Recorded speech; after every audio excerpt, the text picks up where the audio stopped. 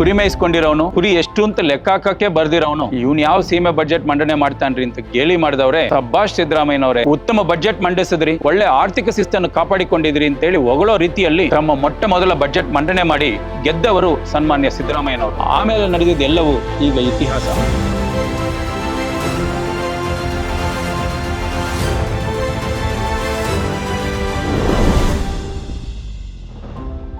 ನಮಸ್ಕಾರ, ನಾನು BR ನಾಯ್ಡು. ಇಲ್ಲಿಯವರೆಗೆ 15 ಬಜೆಟ್ ಮಂಡಿಸಿರೋ ಸಿದ್ದರಾಮಯ್ಯನವರು ಈಗ ದಾಖಲೆಯ 16ನೇ ಬಜೆಟ್ ಮಂಡಿಸೋಕೆ ತಯಾರಾಗಿದ್ದಾರೆ. 40 ವರ್ಷಗಳ ತಮ್ಮ ರಾಜಕೀಯ ಜೀವನದಲ್ಲಿ ಭ್ರಷ್ಟಾಚಾರ ಇಲ್ಲದೆ ಸ್ವಚ್ಛ ರಾಜಕಾರಣ ಮಾಡಿದ ಅಪರೂಪದ ರಾಜಕಾರಣಿ ಅಂದ್ರೆ ಅದು ಸಿದ್ದರಾಮಯ್ಯನವರು. 60,000 ಕೋಟಿ ರೂಪಾಯಿಗಳ ಗ್ಯಾರಂಟಿ ಯೋಜನೆಗಳು ಯಾವುದೇ ಮಧ್ಯವರ್ತಿಗಳಿಲ್ಲದೆ ಜನರಿಗೆ ನೇರವಾಗಿ ತಲುಪುವಂತೆ ಮಾಡಿರೋದು.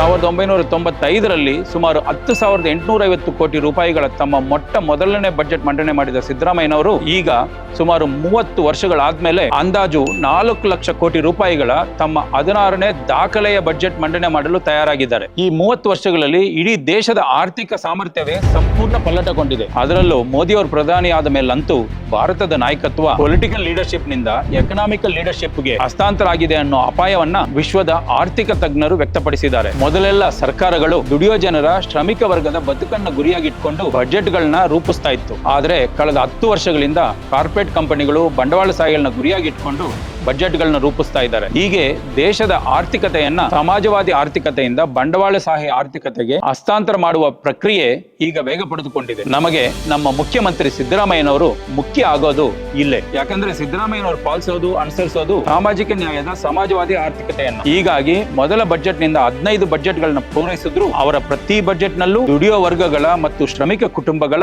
ಏಳಿಗೆ ನಿಮಗೆ ಪ್ರಧಾನವಾಗಿ ಕಾಣಿಸುತ್ತೆ. ಈ ಅಮೋಘ ಪಯಣದಲ್ಲಿ ಅವರು ಎದುರಿಸಿದ ಟೀಕೆಗಳೆಷ್ಟು, ಸವಾಲುಗಳೆಷ್ಟು, ಅದೆಲ್ಲವನ್ನೂ ಮೀರಿ ಕರುನಾಡು ಜನತೆಯ ಸೇವೆಗಾಗಿಯೇ ಹಗಲಿರುಳು ದುಡಿಯುತ್ತಿರುವ ಕಾಯಕ ಯೋಗಿ ಆಗಿದ್ದಾರೆ ನಮ್ಮ ಸಿದ್ದರಾಮಯ್ಯನವರು ಮೊದಲ ಬಾರಿಗೆ ಮುಖ್ಯಮಂತ್ರಿ ಆದಾಗ ಅಂದ್ರೆ 2013-14ರಲ್ಲಿ ರಾಜ್ಯದ ಬಜೆಟ್ ಗಾತ್ರ 1,21,000 ಕೋಟಿ ರೂಪಾಯಿಗಳು. ಅದೇ ಅವಧಿಯ ಮುಖ್ಯಮಂತ್ರಿಯಾಗಿ ಕೊನೆ ವರ್ಷದಲ್ಲಿ ಅವರು ಮಂಡಿಸಿದ 2018-19ರ ಬಜೆಟ್ ಗಾತ್ರ 2,09,000 ಕೋಟಿ ರೂಪಾಯಿಗಳು. ಅಂದ್ರೆ ಅವರು ಮುಖ್ಯಮಂತ್ರಿ ಆಗುವಾಗ ಇದ್ದ ಬಜೆಟ್ ಗಾತ್ರದ ಡಬಲ್ ಸೈಜ್. 2013ರಲ್ಲಿ ಕರ್ನಾಟಕದ GSDP ಸುಮಾರು 6 ಲಕ್ಷ ಕೋಟಿ ರೂಪಾಯಿಗಳು. 2018ರಲ್ಲಿ ಅದು ಸುಮಾರು 14 ಲಕ್ಷ ಕೋಟಿ ರೂಪಾಯಿಗಳಾಗಿತ್ತು. ಅಂದ್ರೆ ಅದು ಕೂಡ ಡಬಲ್ ಸೈಜ್. 2013ರಲ್ಲಿ ಕರ್ನಾಟಕದ ಪ್ರತಿಯೊಬ್ಬರ ತಲಾ ಆದಾಯ ಸುಮಾರು 77,000 ರೂಪಾಯಿಗಳಿತ್ತು. 2018ರಲ್ಲಿ ಅದು ಸುಮಾರು 1,74,000 ರೂಪಾಯಿಗಳಾಗಿತ್ತು. ಅಂದ್ರೆ ಅದು ಕೂಡ ಡಬಲ್. ಇನ್ನು ಮುಖ್ಯಮಂತ್ರಿ ಆಗಿದ್ದಾಗ ಅವರು ಕೊಟ್ಟ ಕಾರ್ಯಕ್ರಮಗಳ ಪಟ್ಟಿ ಎಷ್ಟು ದೊಡ್ಡದಿದೆ ಗೊತ್ತಾ? ಬಡ ಕುಟುಂಬಗಳಿಗೆ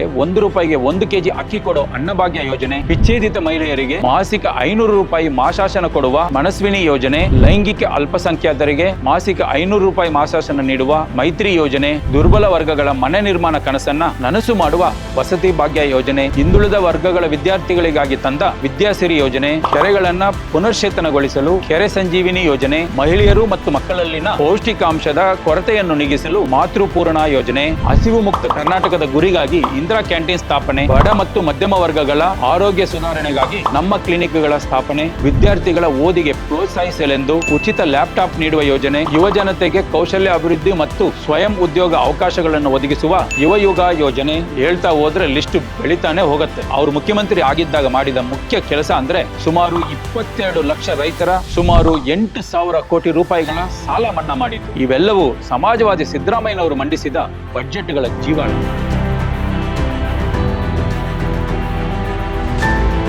ಸಾಮಾಜಿಕ ನ್ಯಾಯದ ಪ್ರತಿಪಾದಕರಾಗಿರುವ ಸಿದ್ದರಾಮಯ್ಯನವರು ತಮ್ಮ ಮೊದಲ ಬಜೆಟ್ ನಿಂದಲೇ ತುಳಿತಕ್ಕೊಳಗಾದ ವರ್ಗಗಳ ಜೊತೆ ನಿಲ್ಲೋ ಕೆಲಸ ಮಾಡ್ಕೊಂಡ್ ಬಂದಿದ್ದಾರೆ. ಅದಕ್ಕೆ ಸ್ಪಷ್ಟ ಉದಾಹರಣೆ ಅಂದ್ರೆ 1995ರ ತಮ್ಮ ಮೊದಲ ಬಜೆಟ್ ನಲ್ಲೇ ವಿಧವೆಯರಿಗಾಗಿ ತಂದ ಸ್ವಶಕ್ತಿ ಯೋಜನೆ ಮತ್ತು ವಿಶೇಷ ಚೇತನರಿಗಾಗಿ ತಂದ ಆಧಾರ ಯೋಜನೆ, ಮಹಿಳೆಯರನ್ನ ಓಲೈಸೋಕೆ ಅಂತಾನೆ ಗ್ಯಾರಂಟಿ ಯೋಜನೆ ತಂದವ್ರೆ ಅಂತ ಮಾತಾಡೋರಿಗೆ ಗೊತ್ತಿರ್ಲಿಕ್ಕಿಲ್ಲ. 1996-97ರ ಬಜೆಟ್ ನಲ್ಲೇ ಸಿದ್ದರಾಮಯ್ಯ ಅವರು ಮಹಿಳೆಯರಿಗಾಗಿನೇ ನಮ್ಮ ಮಗಳು ನಮ್ಮ ಶಕ್ತಿ ಅನ್ನೋ ಯೋಜನೆ ಜಾರಿಗೆ ತಂದಿದ್ರು ಅಂತ. ಬಜೆಟ್ ಇತಿಹಾಸದಲ್ಲೇ ಪ್ರಥಮ ಬಾರಿಗೆ 2014-15ರ ಬಜೆಟ್ ನಲ್ಲಿ ಮಹಿಳಾ ಕೃಷಿಕರು ಅನ್ನೋ ಪದವನ್ನು ಉಪಯೋಗಿಸ್ತಾರೆ. ಕೃಷಿಯನ್ನೇ ಅವಲಂಬಿಸಿರೋ ಹೆಣ್ಣು ಮಕ್ಕಳ ಜೊತೆ ನಿಲ್ಲೋ ಕೆಲಸ ಮಾಡ್ತಾರೆ. ನಾನು ಈ ಸಮಾಜದ ಪ್ರಗತಿಯನ್ನ ಮಹಿಳೆಯರು ಸಾಧಿಸಿದ ಪ್ರಗತಿಯ ಮಟ್ಟದಿಂದ ಅಳೆಯುತ್ತೇನೆ ಎನ್ನೋ ಅಂಬೇಡ್ಕರ್ ಅವರ ಮಾತನಂತೆ ಅಂದಿನಿಂದಲೂ ಮಹಿಳೆಯರ ಸಬಲೀಕರಣಕ್ಕೆ ದುಡಿಯುತ್ತಿದ್ದಾರೆ ನಮ್ಮ ಸಿದ್ದರಾಮಯ್ಯ.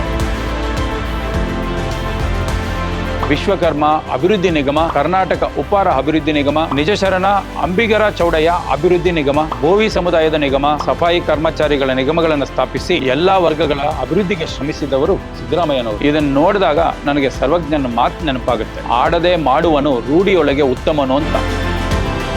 ಎಲ್ಲರನ್ನೂ ಒಳಗೊಳ್ಳೋ ಅಭಿವೃದ್ಧಿಯ ಹೊಸ ಮಜಲನ್ನು ತಲುಪಿದ್ದು ಕರ್ನಾಟಕದ ಭಾಗ್ಯ. ಅದು ಸಾಧ್ಯವಾಗಿದ್ದು ಸಿದ್ದರಾಮಯ್ಯ ಎಂಬ ಅತ್ಯದ್ಭುತ ಗಣಿತ ಮೇಷ್ಟ್ರಿಂದ. ದಾಖಲೆ 16ನೇ ಬಜೆಟ್ ಮಂಡಿಸಲು ತಯಾರಾಗಿರುವ ಸಿದ್ದರಾಮಯ್ಯನವರು ಸರ್ವ ಜಾತಿ ಜನಾಂಗ ವರ್ಗಗಳ ಹಿತ ಕಾಯೋ ಕೆಲಸ ಮಾಡೋದು ಸತಸಿದ್ಧ. ಧನ್ಯವಾದಗಳು.